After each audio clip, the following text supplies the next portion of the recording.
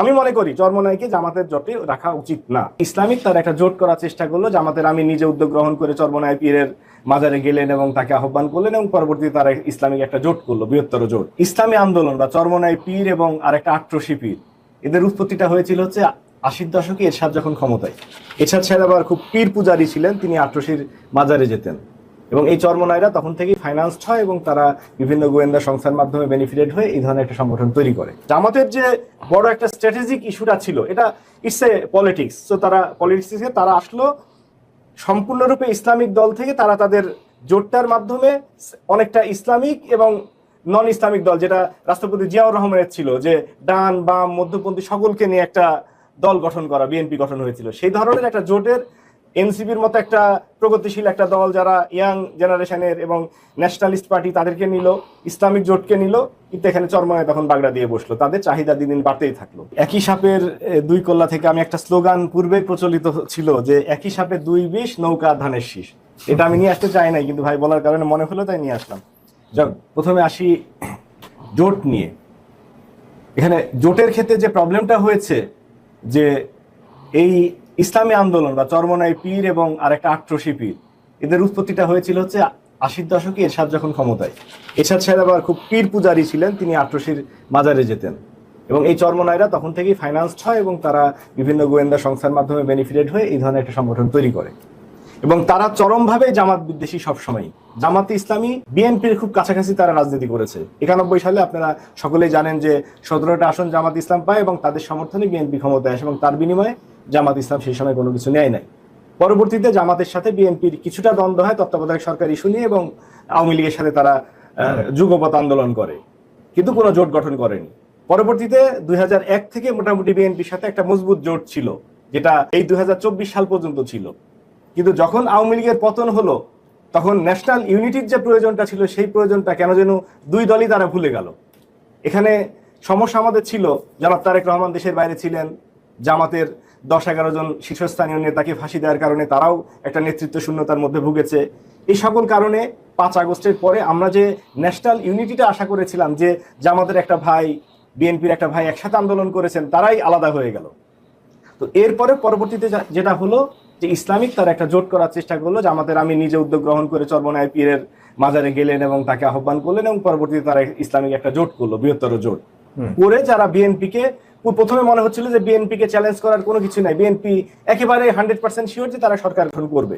কিন্তু এই যে ইসলামিক জোটটা হওয়ার পরে তখন বিএনপির মাঝেও একটা সিরিয়াসনেস আসলো যে না, নির্বাচনে আমাদেরকে প্রতিযোগিতার সম্মুখীন হতে হবে, যেটা জনাব তারেক রহমান বারবার ইংল্যান্ড থেকে বলেছে যে আমাদের এই নির্বাচনী মানে মাঠ অতিক্রম করা খুব সহজ হবে না এবং বিএনপি সেভাবে প্রিপারেশন নিচ্ছে। পরবর্তীতে সবচেয়ে সারপ্রাইজিং ছিল যে জামাত এবং এনসিপি তাদের কথাবার্তা কিন্তু খুব কাছাকাছি ছিল। আমরা দেখেছি যে সংস্কারের ক্ষেত্রে বিএনপির অনেক অবজারভেশন থাকলেও জামাত এবং এনসিপি তারা খুব কাছাকাছি ছিল, যে মৌলিক সংস্কারগুলোর ব্যাপারে, সাংবিধানিক সংস্কার থেকে শুরু করে রাষ্ট্রপতি সরানো এবং অন্য ইস্যুগুলোতে তারা কাছাকাছি ছিল। কিন্তু কোনো অবস্থাতেই এনসিপি এবং জামাত তারা জোট করতে রাজি হচ্ছিল না, বরঞ্চ এনসিপি চেষ্টা ছিল বিএনপির সাথে জোট করার।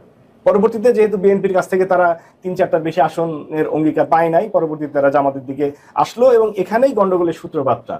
যখন ডক্টর অলি আহমেদ এবং এনসিপি যখন জামাতের সাথে জয়েন করলো, তখন চরমোনাই বলল যে তারা এই বিষয়টা জানে না এবং তারা এনসিপিকে 30টা সিট ছেড়ে দেওয়া তারা পক্ষে না। আর জামাতের যে বড় একটা স্ট্র্যাটেজিক ইস্যুটা ছিল, এটা ইটস এ পলিটিক্স। তো তারা পলিটিক্সে তারা আসলো সম্পূর্ণরূপে ইসলামিক দল থেকে, তারা তাদের জোটটার মাধ্যমে অনেকটা ইসলামিক এবং নন ইসলামিক দল, যেটা রাষ্ট্রপতি জিয়াউর রহমানের ছিল, যে ডান বাম মধ্যপন্থী সকলকে নিয়ে একটা দল গঠন করা, বিএনপি গঠন হয়েছিল, সেই ধরনের একটা জোটের এনসিপির মতো একটা প্রগতিশীল একটা দল যারা ইয়াং জেনারেশনের এবং ন্যাশনালিস্ট পার্টি তাদেরকে নিল, ইসলামিক জোটকে নিল, কিন্তু এখানে চরমোনাই তখন বাগড়া দিয়ে বসলো। তাদের চাহিদা দিন দিন বাড়তেই থাকলো। আমার ব্যক্তিগত অভিমত হচ্ছে, জামাতের মতো একটা ম্যাচিউর দল কিছু ইমম্যাচিউর ডিসিশন নিয়েছে।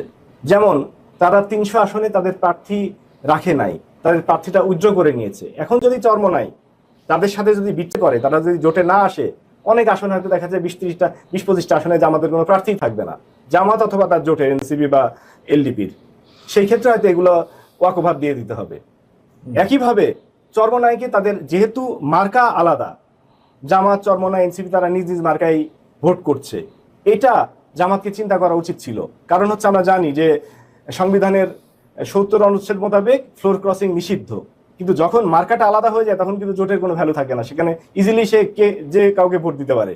কথার কথা 1991 সালে যদি জামাতে ইসলামী এমনটাও দাবি করতো বিএনপির কাছে যে আমরা প্রধানমন্ত্রিত্ব চাই, এই 17টা আসনের বিনিময়ে প্রধানমন্ত্রিত্ব দাও, তাছাড়া আমরা তোমাদেরকে সাপোর্ট দিব না, বিএনপি হয়তো বাধ্য হইতো। তো একই ব্ল্যাকমেল চরমনাই পীর করতে পারে।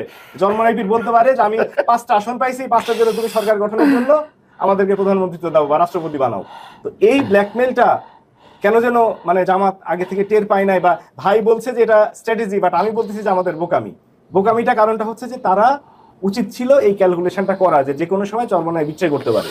এবং ভবিষ্যতেও আমি মনে করি চরমনাইকে জামাতের জোটে রাখা উচিত না।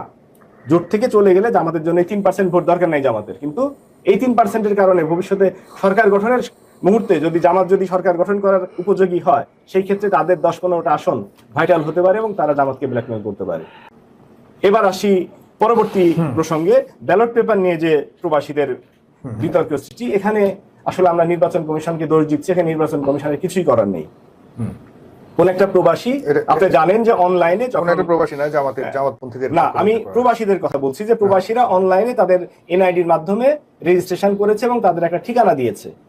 এবং সেখানে কাতার যে দেশের ঘটনা, ওমানে একটা জায়গাতে 300-র মতো ব্যালট ছিল, যেগুলো ব্যালটগুলোকে নিজ নিজ প্রার্থীর কাছে পাঠিয়ে দেওয়া হচ্ছিল। সেখানকার জামাতের যিনি সভাপতি আছেন তার ভাষ্য আমি ঘন্টা দুয়েক আগে শুনলাম, যে উনি ব্যাখ্যা দিয়েছেন এইভাবে যে ব্যালটটা গিয়েছে, আমরা যেহেতু শ্রমিক, বেশিরভাগ বাংলাদেশের মানুষগুলো ওখানে শ্রমিক হিসাবে থাকে এবং শ্রমিকদের নির্দিষ্ট কোনো ঠিকানা পার্মানেন্টলি থাকে না, তারা অনেকে লুকায় থাকে, অনেকের হয়তো দেখা যায় আকামা শেষ হয়ে গেছে, এইসব কারণের জন্য তারা অনেক ক্ষেত্রে নিজের ঠিকানা ইউজ করতে পারে না। একটা পার্টিকুলার মিটিংস প্লেস বা কোনো একটা তাদের মধ্যে যে একটু ইনফ্লুয়েন্সিয়াল পজিশনে আছে, রেস্টুরেন্ট বা কোনো একটা ঠিকানা ব্যবহার করে হয়তো 100-200 শ্রমিক সেই ঠিকানা ব্যবহার করছে, সেই ঠিকানাতে সমস্ত ব্যালটগুলো আসছে। এবং একই সাথে ওই ওমানের যারা ওই ডাক পিয়ন, তারা এসে করছে কি, যে আরো 2-3টা মানে স্থানের ব্যালটগুলা নিয়ে এসে বলছে কি, তোমরা যেহেতু বাঙালিরই ব্যালট, এগুলা সব গ্রহণ করো।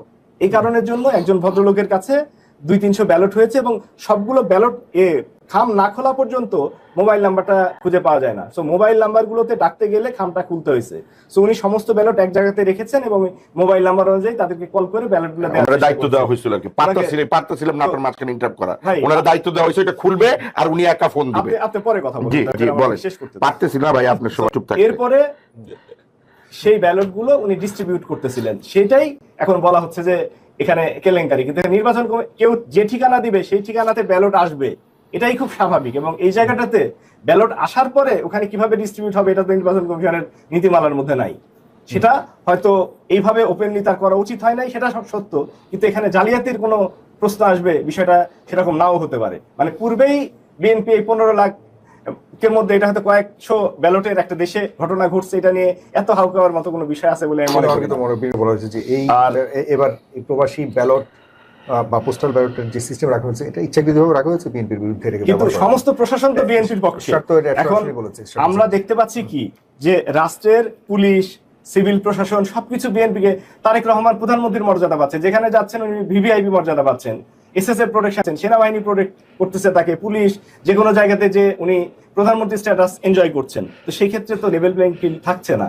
আমরা যেখানে দেশে এই কথাগুলো শুনছি, সেখানে আবার জামাতের উপরে আসছে অভিযোগ, এটা খুবই দুঃখজনক। মানে যেখানে বিএনপি একচেটিয়া চাঁদাবাজি করে যাচ্ছে গত 1.5 বছর ধরে, একচেটিয়া টেন্ডারবাজি করতেছে, একচেটিয়া চর দখল করতেছে সমস্ত জায়গায়। চরের নাম না ভাই, হামিদিয়া, বঙ্গবাসিয়া, 2 একটা